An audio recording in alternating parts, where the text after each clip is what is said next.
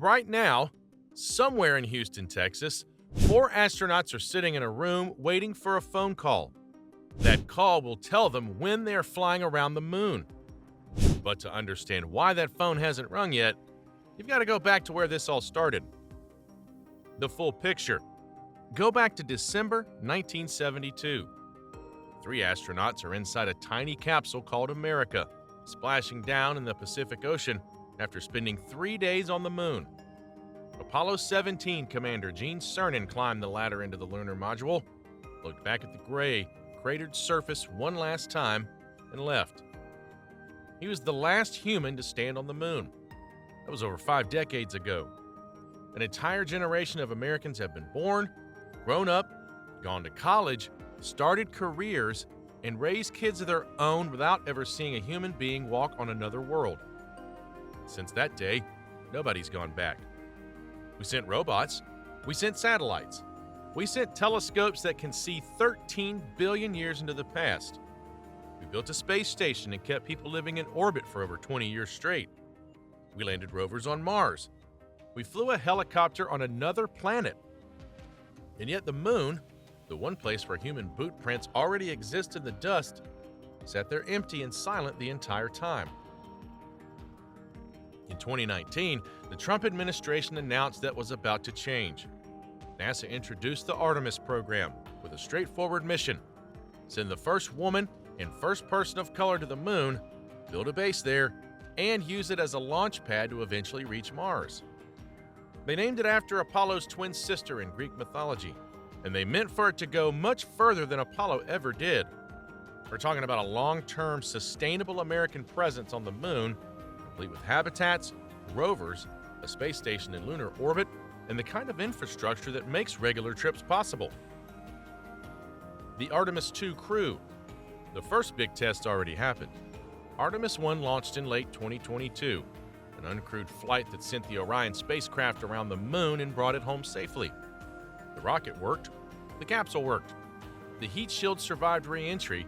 Everything checked out. So now comes the real moment. Artemis 2 puts humans on top of that rocket for the very first time. And this crew has a story worth telling. Commander Reed Wiseman is from Maryland, a Navy test pilot who already spent 165 days on the International Space Station. Pilot Victor Glover is from California. When this rocket lifts off, he'll become the first person of color to leave the Earth's orbit. Mission specialist Christina Koch is from North Carolina, the woman who already holds the record for the longest single spaceflight by a female astronaut at 328 days. And she's about to become the first woman to fly around the moon. Then there's Jeremy Hansen, a Canadian fighter pilot representing our closest ally up north. The 4 of them will spend 10 days riding inside Orion, looping around the far side of the moon and splashing down in the Pacific Ocean. The Space Launch System rocket underneath them will generate 8.8 million pounds of thrust, and it stands 322 feet tall. It is the most powerful rocket NASA has ever built.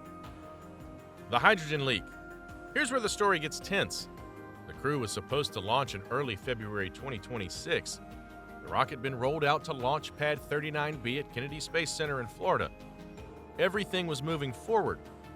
Then, on February 2nd, during a wet dress rehearsal, which is a full practice countdown where they load millions of gallons of super cold fuel and run through every single step right up till ignition, engineers noticed something: a liquid hydrogen leak at one of the connection points feeding fuel into the rocket's core stage.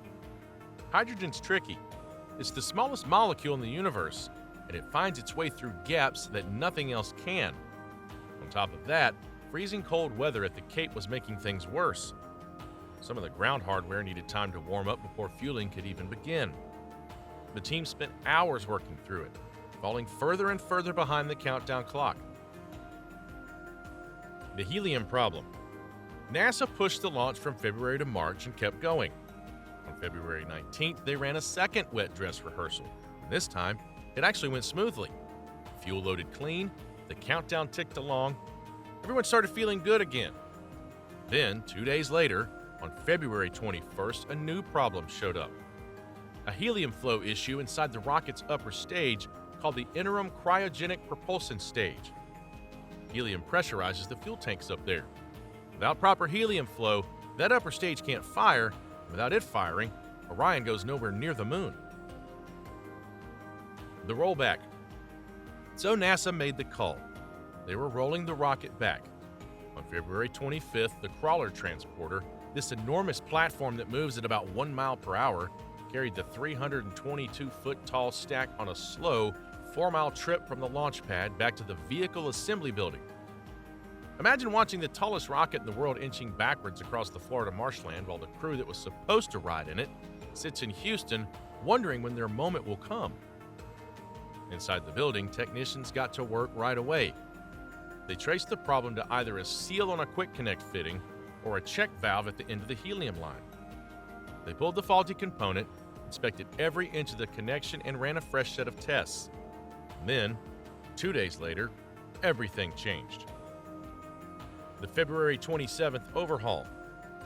On February 27th, NASA Administrator Jared Isaacman walked into a press room at Kennedy Space Center and dropped a bomb on the entire Artemis timeline. He announced a full overhaul of the program. He compared the moment to the early days of Apollo, but NASA learned the hard way that skipping steps gets people killed. Said the program needed to get back to basics, and he laid out a completely new roadmap. The new Artemis II timeline. First, the immediate news. Artemis II is now targeting no earlier than April 2026. The crew had already entered quarantine in late February, locking themselves away from the outside world so they wouldn't catch a cold before flying to the moon. When the delay hit, they came out. They'll go back into quarantine in about 2 weeks before whatever date NASA finally locks in, and NASA made it clear there will be no date until they pass a flight readiness review and nail another wet dress rehearsal. Artemis III redesigned. Now here's the part that really shook people. Artemis III was supposed to be the moment, the one everyone had been waiting for since 1972. The mission where American astronauts stepped onto the moon for the first time in over half a century. 2 crew members are going to climb into a commercial lander, fly down to the lunar South Pole, step out onto the surface, and make history. Years of planning, billions of dollars, all building toward that single image of boots in the lunar dust. That version of Artemis III is gone. Under the new plan, Artemis III becomes an Earth orbit mission in mid-2027. The crew stays close to home and practices docking the Orion capsule with commercial landers built by SpaceX and Blue Origin. They'll run through rendezvous procedures, test life support connections between the vehicles, check communications, and fire up the propulsion systems while everything is still docked together. It's a full shakedown of every system that has to work perfectly before anyone trusts their life to it near the moon. The Apollo comparison. And if that sounds cautious, there's good reason. NASA did the exact same thing during Apollo. Apollo 9 in 1969 was an Earth orbit mission where astronauts flew the lunar module for the very first time, docking and undocking it from the command module over and over, making sure all the moving pieces work together in space. Only after Apollo 9 succeeded did they send Apollo 10 to orbit the moon, and then Apollo 11 to actually land. Isaacman pointed directly at that history and said the extra mission gives the program resiliency. In plain English, it means if something goes wrong, it goes wrong in Earth orbit where you can come home in hours, not near the moon where you're days away from rescue. Moon landing moves to 2028. So here's the question everyone wants answered. When do Americans actually walk on the moon again? The answer is 2028. The first lunar landing is now Artemis 4. 4 astronauts will fly to the lunar South Pole and spend about a week on the surface. The South Pole's the target because deep inside permanently shadowed craters, scientists believe there are massive deposits of water ice. That ice can be split into hydrogen and oxygen, giving you breathable air and rocket fuel made right there on the moon. That single resource could change how we explore the solar system, because spacecraft heading to Mars wouldn't have to haul every ounce of fuel from Earth. Annual landings. There's even a chance Artemis 5 launches in 2028 too, meaning 2 lunar landings in 1 year. After that, the goal is at least 1 landing every single year. The key to pulling that off is standardizing the rocket. Different Artemis missions were originally designed to use different versions of the Space Launch System. The new plan locks everything into the Block 1 configuration, making production simpler, faster, and more predictable. The Space Launch System. The Space Launch System itself is a beast. Boeing builds the core stage at NASA's Michoud Assembly Facility in New Orleans, with oversight from Marshall Space Flight Center in Huntsville, Alabama. The solid rocket boosters strapped to the sides come from Northrop Grumman. The 4 RS-25 engines at the bottom of the core stage are made by Aerojet Rocketdyne. And here's a fun detail. Those are upgraded versions of the same engines that powered the space shuttle for 30 years. Proven hardware, redesigned for the deepest missions humans have ever attempted. The Orion spacecraft. Sitting on top of the rocket is Orion, built by Lockheed Martin in Colorado. This capsule is designed to keep a crew alive in deep space for weeks. We know it works because Artemis 1 already proved it. That uncrewed flight launched November 16, 2022, came home December 11, 2022, and during those 25 days, Orion flew 268,563 miles from Earth. No spacecraft built for humans had ever gone that far. When it came screaming back into the atmosphere, its heat shield handled temperatures of about 5,000 degrees Fahrenheit. The mission sent back 1.4 petabytes of data and images on the moon's far side that took your breath away.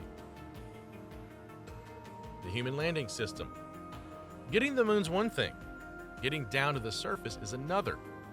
That's where the Human Landing System comes in. SpaceX is building a lunar version of Starship. Blue Origin, Jeff Bezos' company, is building Blue Moon. Both landers are being designed to be reusable. The Artemis 3 test in 2027 will be the first time astronauts actually dock with one or both of these vehicles in space. The cost of Artemis. Here's what every taxpayer needs to hear. The Space Launch System alone has cost over $23 billion to develop. There have been budget overruns, pandemic delays, and technical headaches that pushed every deadline back. Isaacman stood at the podium on February 27th and said it plainly. The Artemis program is not where it needs to be. His fix involves growing the NASA workforce, bringing more development work in-house with civil servants, and building on the momentum SpaceX has already created with Starship testing. The economic return. And still the money comes back. NASA's Moon to Mars initiative, which includes Artemis, supports over 69,000 jobs across all 50 states. The fiscal year 2023 numbers are even bigger.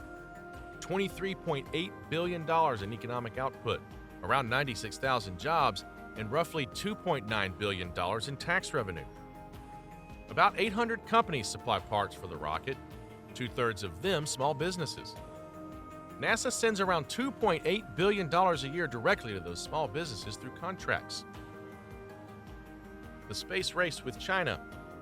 And there's another layer to all of this. China's coming. Their Chang'e program landed a rover on the far side of the moon in 2019. Chang'e 5 brought back lunar samples in 2020. Chang'e 6 grabbed samples from the far side in 2024. They're building the Long March 10 heavy lift rocket, and their target is Chinese astronauts on the moon by 2030. Russia's been talking about joining China for a joint lunar station. The Artemis program is how America stays in front. Why the South Pole? The lunar South Pole is where this whole story leads. Craters so deep that sunlight has never touched their floors. Temperatures that drop to minus 400 degrees Fahrenheit in the shadows. And inside those frozen craters, scientists believe there are billions of tons of water ice locked in the soil. Water means drinking water, breathable oxygen, and rocket propellant, all manufactured on the moon. A base near those ice deposits could fuel spacecraft heading to Mars without shipping propellant from Earth. That alone could save billions of dollars per mission.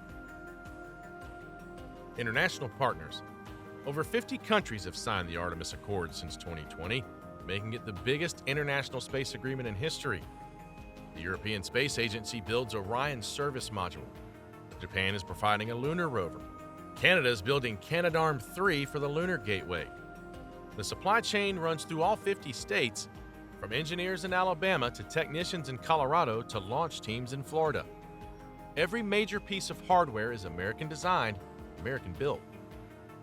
The Lunar Gateway. The Lunar Gateway will be a small space station orbiting the Moon, a rest stop between Earth and the surface. Astronauts dock there, transfer to a lander, descend to the surface, come back up, and head home on Orion. It'll host science experiments and store equipment for surface missions. Think of it as what the International Space Station has done in low Earth orbit since 2000, except 250,000 miles from home. The Artemis II flight path. When the Artemis II crew finally lifts off, they'll fly a free return trajectory, using the Moon's gravity to sling them around and bring them back to Earth.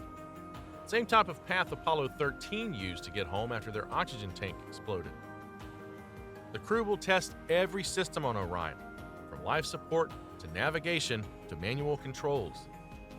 They'll pass closer to the Moon than any humans in over 50 years. When they come home, they'll be screaming through the atmosphere at 25,000 miles per hour. Public reaction. The internet had feelings about the February 27th announcement. Some people were frustrated. Another delay? More waiting? More promises pushed further down the calendar? Others saw the logic and remembered what happens when you rush into space. Every test you run on the ground or in Earth's orbit is one less thing that can go wrong when you're standing on the Moon with no quick way home. The Challenger disaster happened because engineers were overruled on a cold morning launch. The Columbia disaster happened because of a piece of foam nobody worried about punched a hole in a wing. Space is unforgiving. One bad seal, one valve that sticks, and the consequences are permanent. The extra caution costs time, skipping it costs lives. Next generation spacesuits. The extravehicular activity suits for Artemis are being built by American companies, and they are nothing like the Apollo suits. The Apollo suits were built for short strolls near the equator. The South Pole is a different world. Minus 280 degrees Fahrenheit in the shadows, 260 degrees in direct sunlight. Sometimes those extremes exist just feet apart. The new suits have to handle that range while letting astronauts walk, crouch, dig, and operate tools. They also come with upgraded dust protection because lunar dust is razor sharp at the microscopic level and wrecked Apollo hardware by jamming joints and grinding down helmet visors. Lunar rovers. NASA is developing unpressurized and pressurized rovers with commercial partners. The unpressurized version is a next-generation Apollo lunar rover. The pressurized rover is basically a tiny house on wheels. Astronauts could drive across the lunar surface for days without wearing their spacesuits, sleeping and eating inside the cabin. They could cover dozens of miles from the landing site, reaching places no human being has ever laid eyes on. The road to Mars. Every piece of this, the life support, the power systems, the radiation shielding, the habitats, all of it applies to Mars in the 2030s. The Moon is the test. If Americans can build a working outpost there, they can do it on another planet. Where we stand now. So as of March 2026, here's the picture. Artemis II is in the vehicle assembly building getting repaired, targeting April for launch. Artemis III has been redesigned as an Earth orbit test in mid-2027. The first moon landing shifts to Artemis IV in 2028, with annual landings after that. The rocket's being standardized, the workforce is growing, and the destination has never been clearer. Artemis is the biggest thing NASA's done since Apollo, and 2026 is the year it starts flying with a crew. What started as a dream in 2019 is becoming a reality. The next few months will be historic for American space exploration, and we'll be right here covering every moment.